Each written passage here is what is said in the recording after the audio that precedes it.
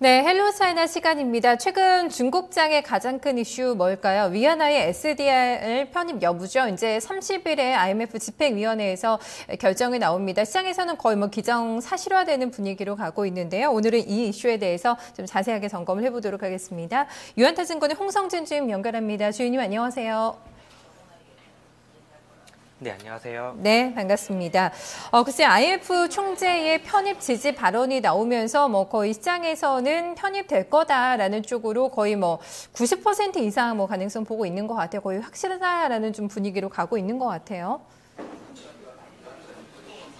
네, 맞습니다. 거기에 더해서 이제 미국까지 이제 지지 의사를 밝혔기 때문에 이제 거의 확실시 된다고 보시면 될 것 같습니다.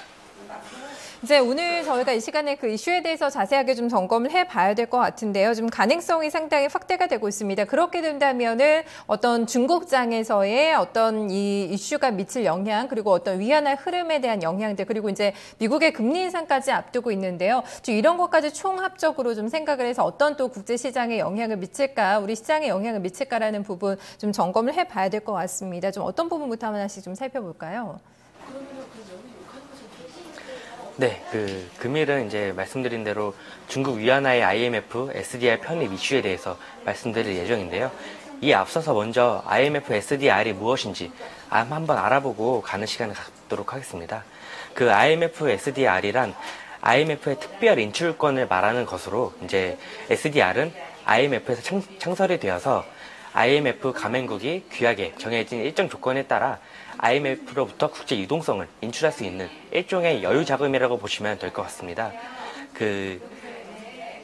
IMF가 기축통화인 달러를 대신에 만든 일종의 가상통화로 회원국의 재정이 악화되었을 때 담보 없이 IMF로부터 자금을 인출받을 수 있는 준비 자산인데요. 지금까지는 미국, 독일, 영국, 프랑스, 일본 이렇게 5개 나라의 통화로 구성이 되어 있는데 이번에 중국 위안화가 포함이 된다면 6개 나라의 이제 통화로 확대가 되는 것입니다. 언론 보도에 따르면은 지난 11월 13일 IMF가 중국 위안화의 SDR 편입을 사실상 확정한 것으로 파악이 되는데요. 크리스틴 리가르드 IMF 총재가 성명을 통해 위안화가 자유로운 사용 요건을 충족한다고 밝혔고, 그리고 30일 이사회를 열어서 편입을 최종적으로 확정할 것이라고 밝혔습니다. 이와 더불어서 미국 재무장관인 제이콥 루 역시 지난 15일 위안화의 SDR 편입을 지지한다고 공식 석상에서 언급을 함으로써 실제 편입으로 이어질 가능성이 굉장히 높아졌습니다. 현재 위안화가 글로벌 무역 결제 1위 통화이고 전체 통화를 통합한 결제 통화에서는 차지하는 비중이 그림 2번에서 보시는 것처럼 2012년 0.25%로 20위에 그쳤지만 올해는 2.45%로 5위까지 치고 나오는 그런 모습을 보였습니다. 이러한 모든 요인이 무난하게 SDR 편입이 가능할 것이라고 예측할 수 있는 요건이라고 할 수 있는데요. 만약에 위안화가 이제 SDR에 편입이 될 시에 SDR에서 차지하는 비중이 약 15% 정도로 될 예정이며, 각국의 SDR 준비 자산이 2,800억 달러 정도 규모를 감안을 하면은 약 400억 달러의 신규 수요 창출이 가능할 전망입니다. 그리고 또한 각국의 외환 보유고가 SDR 편입 통화 중심으로 구성이 되기 때문에 글로벌 외환 보유고에서 위안화가 차지하는 비중 역시 현재의 3%에서 2020년에는 5% 이상으로 확대가 될 전망입니다. 이럴 경우에는 6천억에서 1조 달러 사이에 위안화의 신규 수요가 예상이 되는 만큼, 이에 따라 위안화의 SDR 편입은 위안화가 명시상부한 국제통화로에 인정받는 계기가 될 전망입니다. 그리고 또한 위안화의 강세 요인으로 작용할 전망이기 때문에 중국 증시에도 그런 긍정적인 영향을 미칠 것으로 전망이 되고 있습니다. 편입 이후에 지금 위안화 강세를 혹시 전망하고 계신가? 지금 마지막에 멘트를 주셨는데 사실 시장에서는 약세로 될 가능성도 많이 보는 것 같아서 거기에 대해서는 좀 어떤 견해를 가지고 계실까요? 거기서 간단하게 말씀드리면 일단 단기적으로는 약세로 갈 가능성이 있습니다. 약세로 간다는 거는 이제 아직까지 그때 평가절하를 했지만 아직까지 시장에서 보는 위안화와는 약간 괴리감이 있기 때문에 단기적으로는 약세로 갈 가능성은 있겠지만은 이게 이제 수요적인 측면에서 수요가 많아지다 보니까 중장기적인 관점에서는 위안화가 강세로 갈 가능성이 매우 농후한 상태라고 보시면 될 것 같습니다. 네, 그러니까 시기상의 이제 문제네요. 단기적으로는 약세가 가더라도 결국에는 중장기적으로는 강세 흐름이 나타날 거다라고 좀 정리를 해보면 될 것 같습니다. 글쎄요, 그 위안화의 국제 위상이 높아지게 되면은 지금 중국이 글로벌 무역 지금 규모 1위죠. 아무래도 결제 통화로서의 수요가 좀 높아지게 될 텐데 그 이후에 좀 여러 가지 영향들도 저희가 살펴봐야 될 것 같아요. 당장 급한 게 미국의 이제 12월 금리 인상인데 오늘 시장에서도 그렇지만 거의 또 이것도 확실시 되는 분위기입니다. 미국의 그 금리 인상의 어떤 충격 여파를 계속해서 시장에서는 우려를 하고 있는 건데요. 이런 것도 좀 상쇄가 가능할 거다라는 좀 얘기도 많더라고요. 네, 맞습니다. 그 위안화의 SDR 편입은 그 미국과 중국의 긍정적인 효과를 가져올 것으로 기대가 되고 있는데요. 그 미국 금리 인상의 부정적인 영향을 감소시켜주는 효과가 있습니다.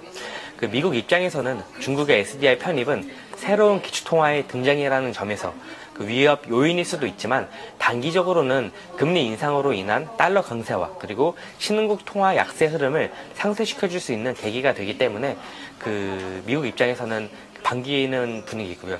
특히 중국의 경우에는 홍콩과의 가공무역 형태로 들어온 한머니의 규모가 상당합니다. 홍콩 달러는 미 달러와 연결이 되어 있다는 점에서 미국의 금리 인상은 중국의 한머니 이탈과 그리고 자산가치 급락으로 이어질 우려가 있는데 그 이에 따라 위안화의 신규 수요 창출이 가능한 SDR 편입은 중요한 이슈라고 보시면 될 것 같고요.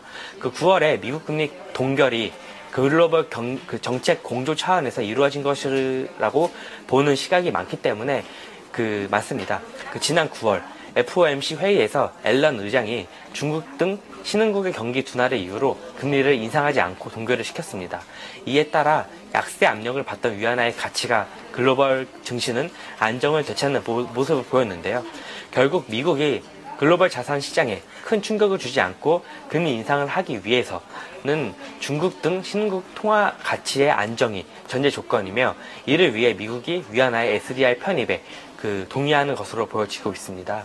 사실 위안화의 SDR 편입을 논의할 이사회는 당초 이번 달 4일에 열릴 예정이었는데 30일로 연기가 된 것 역시 미국의 금리 인상 스케줄과 관련한 SDR 편입이 정책 공조 차원에서 진행이 되고 있는 증거로 볼 수가 있을 것인데요.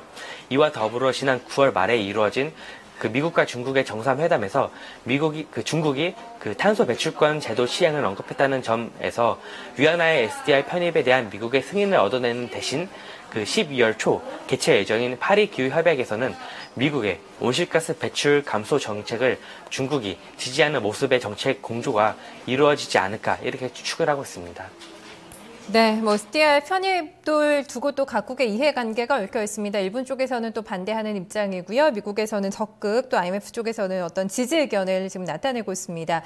SDR에 편입이 된다면 중국 경제에도 미치는 영향은 어떨까라는 부분 생각 한번 해봐야 될 것 같거든요. 양적 완화의 전제 조건이 된다라는 좀 얘기도 있습니다. 이런 건 좀 어떻게 해석해야 되는 건가요? 네, 중국 입장에서는 위안화가 이제 SDR 편입은 위안화가 기축통화로서의 인정받는 중요한 계기가 될 전망이고 또한 중국은 이제 위안화의 국제화를 위해서 AIIB를 설립을 하였고 위안화의 IMF SDR 편입을 위하여 시장 환율 메커니즘을 반영한다는 명분 하에 지난 8월 위안화를 평가절하하는 단행을 하는 등 많은 노력을 기울이고 있습니다. 이는 위안화의 국제화를 통해서 위안화를 글로벌 기축통화로 만들고 그리고 증가하는 부채 부담을 해소하려는 목적이 가장 큰 이유인데요. 중국은 현재 중국 상황을 보면은 레버리징과 그리고 디레버리징을 동시에 추구해야 하는 상황에 놓여져 있습니다. 일자리 창출과 그리고 소득 확대를 통해 투자와 소비를 늘림으로 인하여 경제 성장을 도모하는 동시에 과잉 생산 설비와 그리고 과도한 지방 정부와 국유 기업, 가계 부채를 축소해야 하는 그런 상황에 놓여져 있는데요. 그러나 그림 5번에서 보시는 것처럼 과도한 부채 부담으로 인하여 상반기에 승인이 되었던 대규모 인프라 투자가 본격적으로 집행이 되고 있지 않고 있습니다. 그리고 증시 급락으로 IPO가 일시적으로 중단이 되는 등 재정 건전성 개선을 통한 그 국유기업 개혁 역시 지연이 되고 있는 상황인데요. 그 지방 정부의 경우에는 지방채 차원을 통해 일부 부채 부담이 해소되고는 있으나 국유기업의 경우에는 증시 급락으로 인하여 증시에서 자본을 조달하는 비율이 감소하였고, 이에 따라 회사채 발행이 크게 증가를 하면서 부채가 오히려 증가하는 양상을 보이고 있습니다. 이처럼 구조조정과 디레버리징이 더디게 진행이 되고 있는 상황에서 향후 중국 정부는 이제 GDP 대비 부채 비중이 30% 이하로 상대적으로 지출 여력이 있는 중앙정부 부채를 늘려 투자와 소비를 이끄는 방향으로 나아갈 가능성이 매우 높습니다. 중국이 자국 내 축적된 자금이 그리 많지가 않기 때문에 그림 6번에서 보시는 것처럼 점진적으로 해외의 국채를 매각하는 그런 방향으로 갈 것이며, 이를 위해서 선행되어야 되는 점이 바로 위안화의 국제화라고 보여지고 있고, 위안화의 국제화를 위해서 IMF의 SDR 편입을 지금 지속적으로 꾀하고 있는 형국이라고 보시면 될 것 같습니다.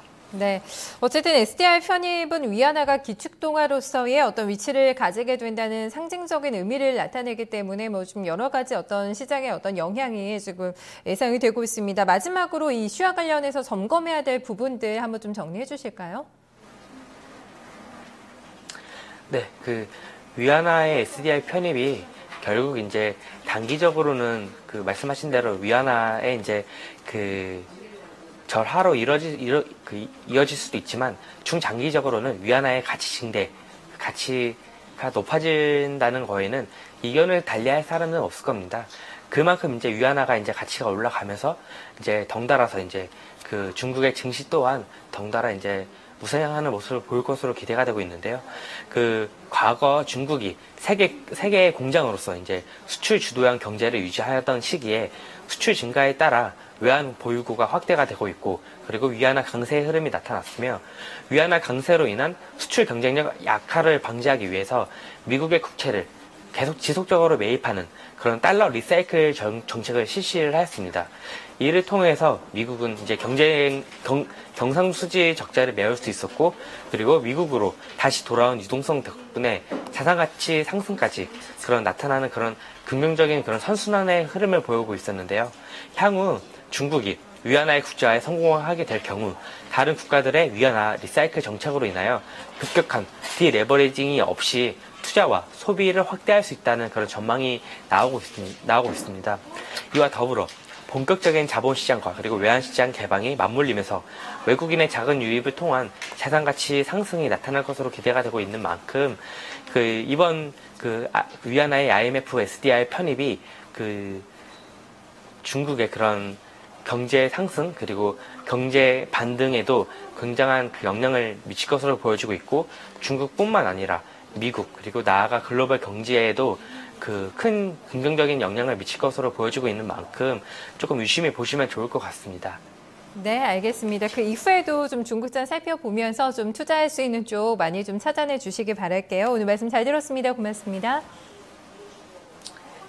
네, 감사합니다. 네, SDR 편입 여부가 한번 연기가 됐습니다. 그렇게 되면서 이제 이달 말에는 최종적으로 결론이 나는 그런 상황인데요. 지금 들으신 대로 거의 가능성 상당히 지금 높은 그런 상황입니다. 이후에 좀 영향 어떻게 될까요? 일단 미국의 금리 인상으로 인한 부정적인 여파가 조금 더 감소가 될 거라, 그리고 신흥국의 통화 약세 굉장히 심각한 상황인데요. 이런 부분도 좀 상쇄시켜주는 효과를 가져다 줄 거라는 분석들 함께 나오고 있습니다. 결과는 지켜봐야 되겠죠. 30일에 결과 발표 나오고요. 이후에 또 우리 시장과 중국장에서 미칠 영향력들, 어떤 종목과 업종별에 대한 분석도 조금 더 필요할 것 같습니다. 오늘 SDR의 편입 여부에 대해서 오늘 살펴봤고요. 1부 여기서 마무리 짓겠습니다. 잠시 후에 다시 이어집니다.